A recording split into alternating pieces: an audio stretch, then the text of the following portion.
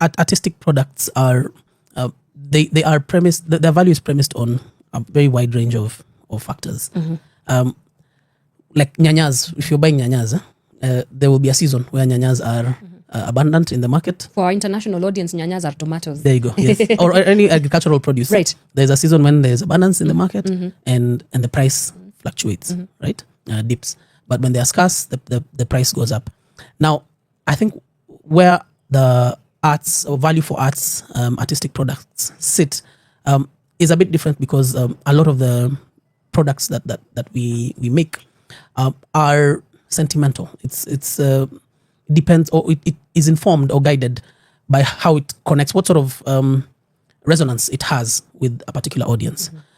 So, for instance, if you produce a painting and you exhibit this painting, and let me even be a bit more specific, and say you produce a painting of Wangari Maathai, and you exhibit this painting here at Uhuru Park, the value of that product in Uhuru Park is very different if you take this painting to the Netherlands, for example, or you partner with a global institution that has the interest in climate change or in climate issues that Wangari was very well known for. So the value becomes very different because these audiences are different. Yeah. And I think in my experience, what I've seen is that cultural products always have higher value outside of their country, the country where they are produced.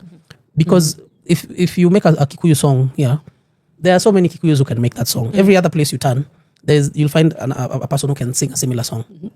But if you take this product, for example, and perform it before Kenyans in the diaspora in New York, who are living in London, there's a lot more value there because it's more scarce. It's harder for them to access this sort of product, this musical product. There are less Kikuyus there, and it goes back to the principle of supply and demand. As an artist, you just have to analyze and understand where is there greatest demand for your product, and where is the supply low, and what do you need to do to ensure that your product is being sold or marketed in the space where there is the highest demand for it at this particular point in time. The good thing with creative products is they have perpetual shelf life. The song that you would have done maybe 10 years ago becomes relevant today. The other day I was listening to a UK artist he was actually from one of the Middle Eastern countries. So he made an album as a young boy, and now his music has become popular in the UK. As a grandfather, it has taken, I think, almost 30 years for his music to break out. Yeah.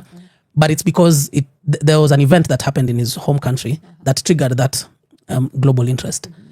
So just being tuned in and being aware of what are the ongoing events that are driving demand for your product, and actually taking the effort to bring your creative product to that market where the demand is.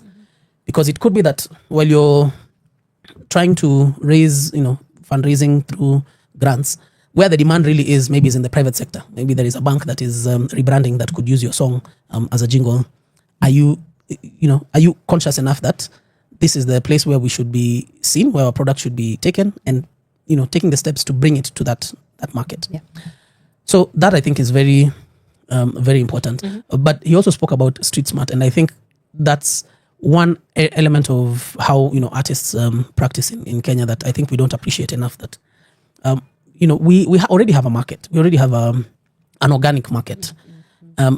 Now, if you take advantage of that organic market and record, the good thing with, I see a lot of artists, for example, at the National Theatre, who are selling their merchandise. They'll have their products they sell to you, and you pay them cash, and that's good.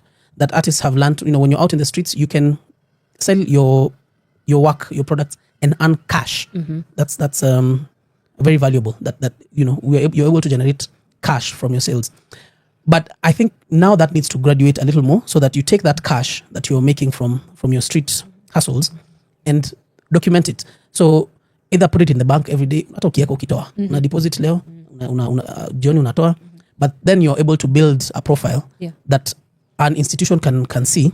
You have a business, you have a product that has bankability, and even for an investor, then they're able to see, okay, this whether it's a beat maker or a musician who's selling CDs, they actually their product has a demand, and if that demand actually you can see from those transactional records that it's growing, it also increases your bankability in front of these institutions.